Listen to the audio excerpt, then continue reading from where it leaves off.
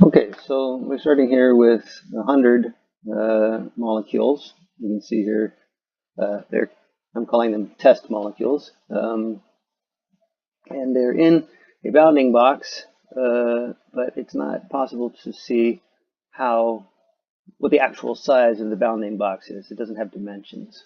I guess I could create a metaball of a certain radius and compare that, but it's kind of a pain. So I would like to actually just be able to show the dimensions of the bounding box somewhere on the screen, perhaps.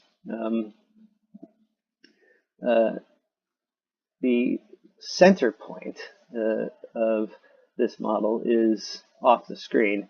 And the reason for that, I can explain, is, well, actually, I don't want to go into that right now.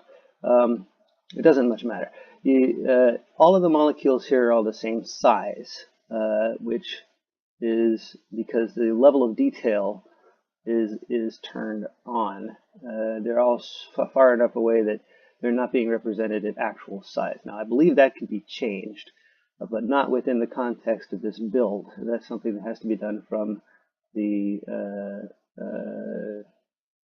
environment where this was created. And Ludo showed me once how to do it, so I can definitely turn that off. That's not a problem, but I need to have the whole program to do that with. Now, I think I can double click on one of these or right click on it to restart, to recenter it. I don't know, it's a pain. So that needs to be addressed. Anyway, let's zoom in on one of these molecules. You can see the level of detail changing.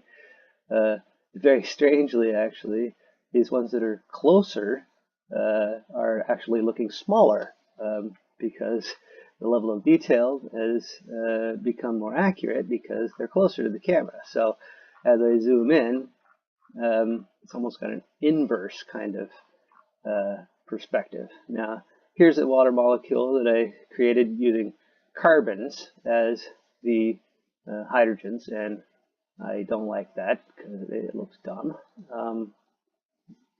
So that's why I'd like to have hydrogens. It's very difficult to navigate. I think there's a way to recenter it, but it's not clear to me. And then the clustering is actually kind of a problem. The clusters that are created by cellPACKgpu are quite large compared to the size of these small molecules. So that becomes a real problem if you want to relax overlap. I guess it's okay now. But if you increase the number, and then the clusters begin to overlap, and you don't get a good relaxation of the overlap here. It's just not optimized for that. So I would like to take and have it so that the clustering could be done on a per atom basis when dealing with these small molecules. And that way we could have relaxation of the overlap. That would make a lot more sense. I think I want to be able to have a field of water molecules, but I don't think that I necessarily that I'm not going to show water molecules in every example. Obviously, I think when I'm trying to show the concentration of other metabolites, I will exclude the water molecules, and therefore it will reduce the burden on the processing. As you can see, there's some strange edge effects going on here that should probably be addressed. And turn it up even farther, and you can see that quite clearly. And even this, I don't think is close enough to represent the actual molarity of water. So I'm going to need to be able to increase that. And increasing the count here is going to, of course, increase the count, but there's not a good way right now to keep track of molarity. And I imagine that could be done with some simple calculations.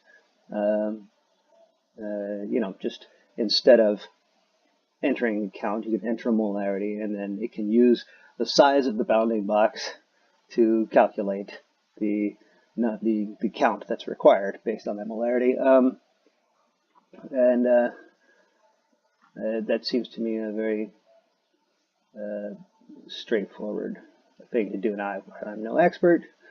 Now let's zoom out a little.